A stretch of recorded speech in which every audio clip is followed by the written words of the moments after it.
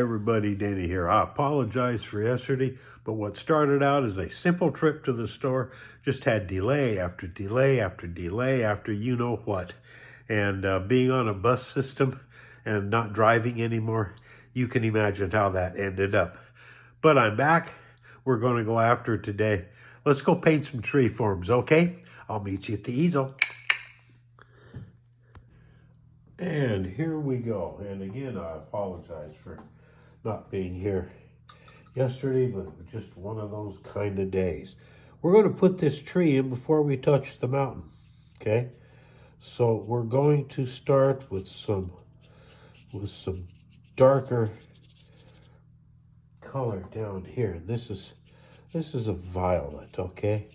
We'll put a little violet here and a little violet there, like that. Okay, now we're going to come into some red, but we got it thinned down, okay? Because we don't want this to be that striking color that could just destroy everything that we want. Okay, this is our cherry tree that's in bloom here. We're just gonna leave her set like that. And then back here, we'll pretend that there's another one growing, okay? Just like that. Just like that. We want these trees to be just as loose and as pretty as they can possibly be. And I think we just accomplished that, okay? Be with me tomorrow, and we'll give these trees a place to stand, okay?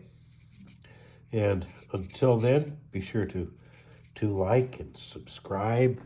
Hit the link so you get all notifications, from that bell icon. And comment. We need your comments. And remember that Ann and I love you.